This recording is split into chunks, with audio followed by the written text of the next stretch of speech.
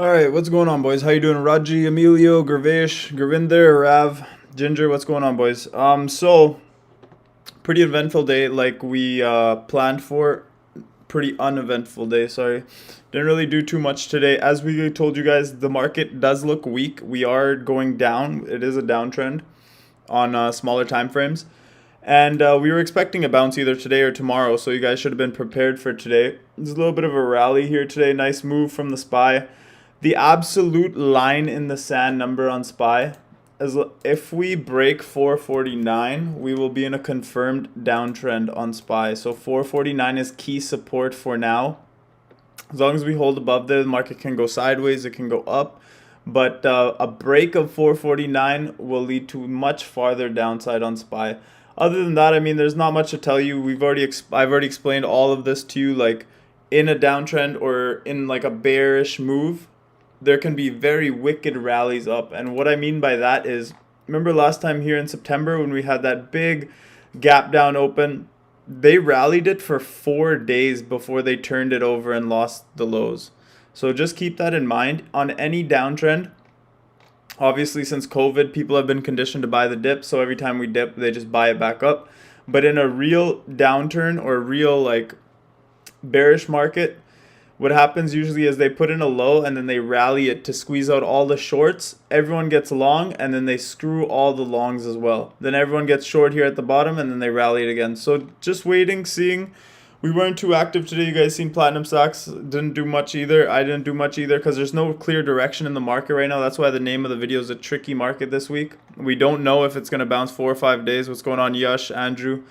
We don't know if it's going to bounce one day and dump back down. We don't know if it's going to bounce 2 days, dump back down. We don't know if it's going to rally straight to all-time highs. Like any one of those three scenarios is possible. So just stay liquid, stay cash, wait for the best setups, and let's see what happens. Usually for the last couple of weeks, Tuesdays have been called turnaround Tuesdays. There's a reason for that. Usually if Monday is down, Tuesday is up. If Monday is up, then Tuesday is down. So let's see if we get that pattern continuing tomorrow. If we do, that means we're going to lose the lows. QQQ held Friday's lows today. So Friday's lows was 378.90. Today's lows was 379.30. So we did hold Friday's low, which is bullish. And this QQQ is just an inside day. And if you know what an inside day is, it just means buyers and sellers don't know the direction of the market yet. So whichever way today breaks, if QQQ breaks today's low, we're going much lower. If it breaks the high, we can rally farther up. So just watch these two numbers. Today's high, 387.60, and today's low, 379.30. Those are the pivot points. Whichever way it breaks is most likely the direction that we're headed for the next little while. So keep an eye on the today's high and low on QQQ to see where tech is going. XLF. And again, guys, like obviously I'm going over the dailies. If you guys look over the weeklies and the monthlies, like I don't know who, if anyone can tell you we're not extended. So this is a line I drew on that chart that I put on the newsletter yesterday. Why did I draw this line? There's a thing in the markets. Prices always return to the mean. Sometimes bad news comes, they overreact to the downside. Sometimes good news comes, they overreact to the upside. But over time, they always revert to the mean. So what happened on COVID was, you see this big dump, they dumped it too far. Think of it as an elastic band. Like you stretch an elastic band, you let it go. Either goes one way too far or the other way too far. It always settles in the middle. So that's what the market is on a monthly time frame, on a longer term time frame. Honestly, if you're like an SPX index investor, like you just buy SPX every month or you DCA into it every month, a fair value for SPX is around 367-ish on the monthly.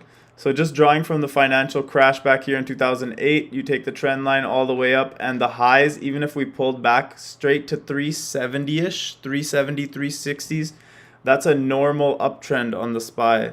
So just keep that in mind. We're a little bit extended. We're about 100 points above there. So keep that in mind on the longer term time frames. On the shorter term time frames, like I said, we have been selling off strong. The VIX has been high. Volatility is high. 1 or 2 bounce days does not mean get back in, we're going to all-time highs. 1 or 2 bounce days just means dead cat bounce. Let's scare out the shorts and then let's dump it farther on the people that got sucked into the calls.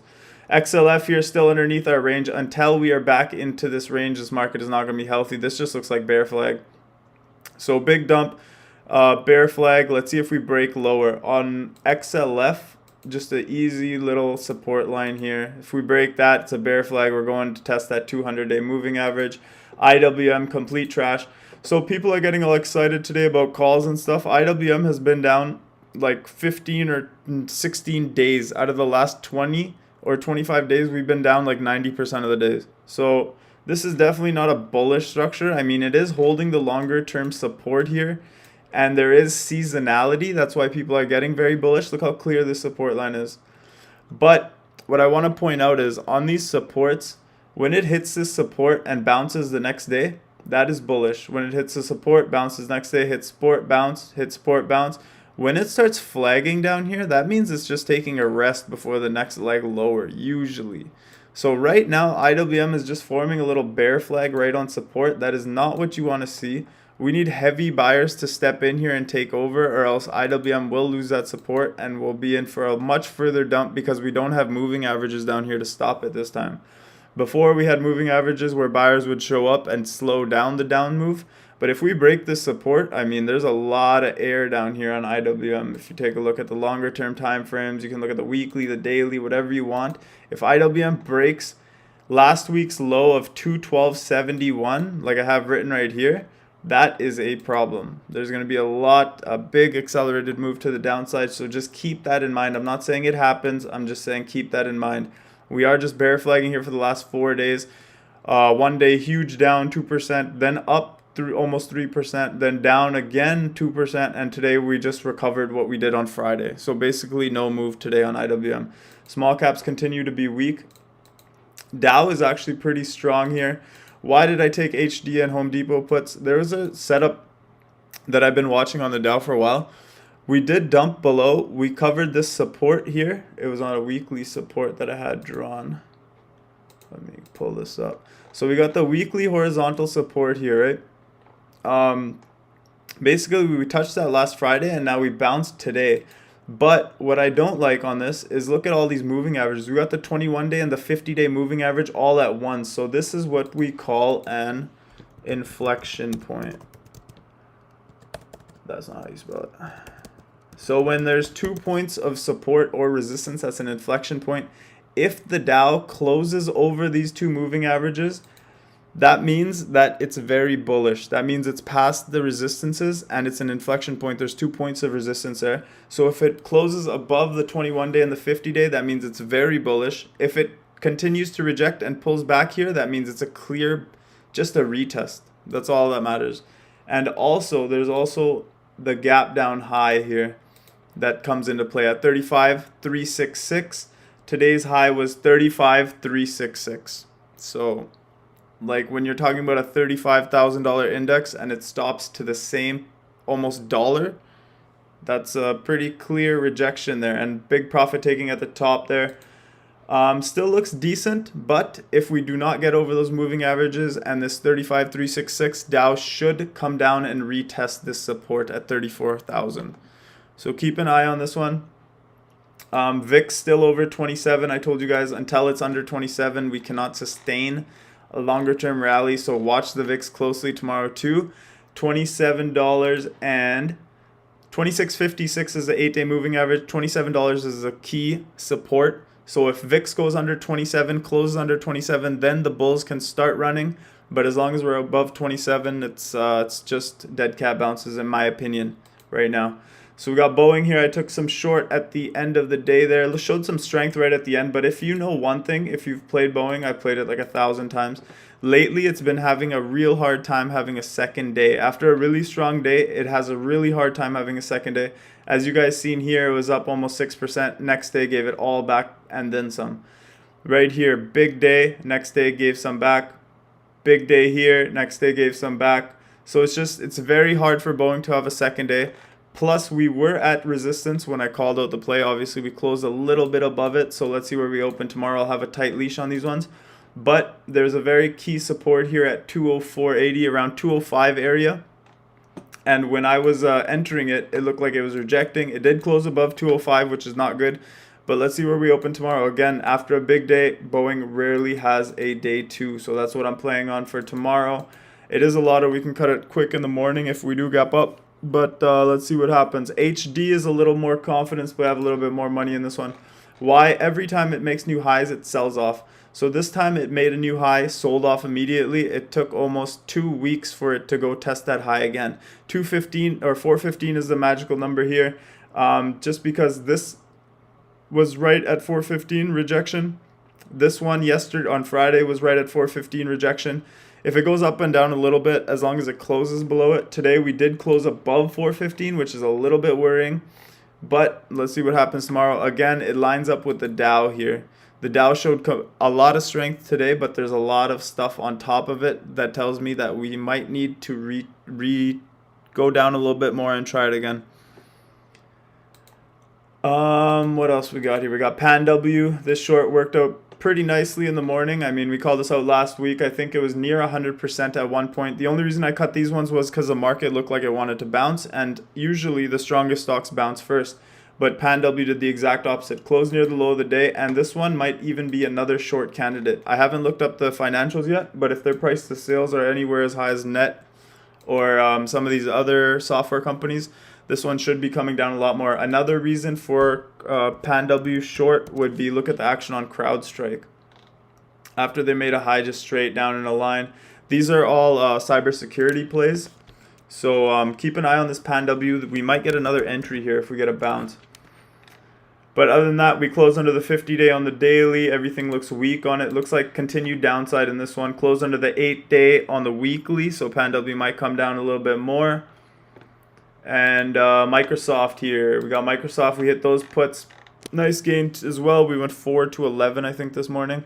And we're still under my key support here. So basically, 339 was a perfect place to short Microsoft, which we did last week. We closed it out we shorted at 339, came down out of this bear flag and broke down. We got like 4 to 15 or something on Friday.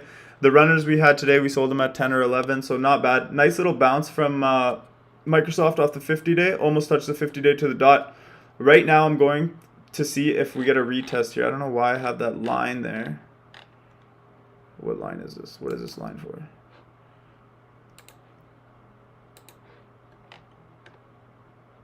I don't know what that line is for, but it's probably put there for a reason. But let's see if Microsoft continues back up. If we get 339 again, I will look to short it again. But other than that, this play is almost done. 50-day moving average is right below. There's more odds of us going up than down at this point. So I'm going to leave Microsoft short alone. Also one of the strongest companies in the market. Here's Moderna. So if COVID, this whole Omicron thing was real and it was like really scary, why would vaccines be going down 14% today, whereas reopening plays are up 9% today, like Airbnb? So it just tells me this Omicron is way overblown in the news. It's not as serious as everyone thinks. We had a huge gap to fill on Moderna. We did that today. Now we got another gap to fill to the upside. So watch this one closely. The premiums have come down a lot for Moderna this week. So if it does want to run, this one is a potential 1000% play. I was looking at them today. They're way cheaper than they were last week. So keep an eye on Moderna. If we get a bounce up or a gap up or any kind of news, Moderna can run like crazy. Keep an eye. Right now, vaccines are all weak. Actually, I didn't look at the other ones, but we can take a look. PFE down 5% today. BNTX should be down as well. Yep, BNTX down 19% today. Yikes. If you like volatility to the upside, you're going to have to deal with volatility to the downside. AZN, AstraZeneca. AstraZeneca surprisingly strong today. Left a gap as well, all the way down to 54.60. So a dollar gap on. Why is AstraZeneca up and the other two are down? That's weird. Maybe because Germany went on lockdown and AstraZeneca is the #1 vaccine in Germany. But keep an eye on Moderna tomorrow. I'm telling you, these premiums are very low. If they get any kind of news like they're announcing a booster or their booster shots protect against Omicron, this one could be set up for a run this week. Airbnb, what a great call out by Pav this morning. I was looking at it. I looked at the lottos for this week, 175s, when it was trading around 165. And $10 out of the money was over $3 or something. So I was like, why am I going to pay that much for a lotto? But obviously they were priced high for a reason. I mean, it ran up $14, more than $14 today. So great call. We went and we're just retesting the bottom of the previous support. So remember, I drew these two supports, these ascending supports on Airbnb. So in between this would be the demand zone. This is where people were buying. But since we broke underneath it, this is where people are selling now. So you just have to understand human psychology. Let's say I bought Airbnb anywhere on top of these lines. Either I want to average down in between this demand zone, or I get stopped out on this demand zone. And it looks like we broke to the downside, took everyone's stops, and now we're reversing back up. Let's see if we can get back through the support. If we do get back through the support, it could be a potential another long play. Opex is a options expiration date. So it's most of the options are expiring December 17th. The heaviest options expiration of the month. Here's Melly. If this is the bottom on Melly, a fat bounce is due. I'm telling you right now.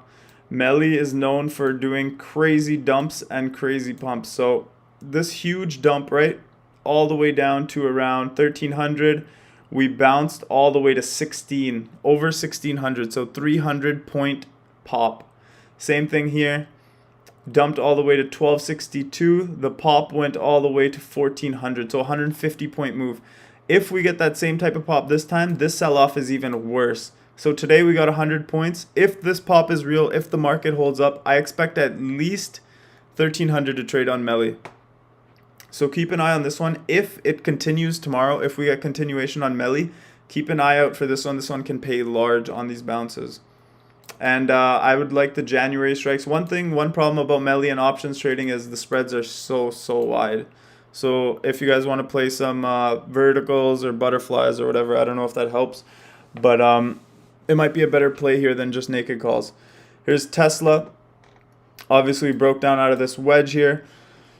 We held the 50-day moving average today. This is a very nice hammer candle. Plus, Elon Musk keeps hinting at a December 9th split. So keep an eye on Tesla. If the market does want to bounce for 2 or 3 days, your best bet might be in Tesla, especially with those 12.9 rumors. And I seen people selling puts today in the flow. So keep an eye on Tesla. If the market reverses, this one should bounce the hardest in my opinion. And other than that, let's see what happens. Don't get too bullish, too bearish. Don't get too involved one way. Keep a lot of cash. There will be opportunities after this is done. And I'm not convinced in this bounce yet. I still think we go lower. Let's see if it goes down lower tomorrow, if it bounces more shorts out tomorrow, or let's see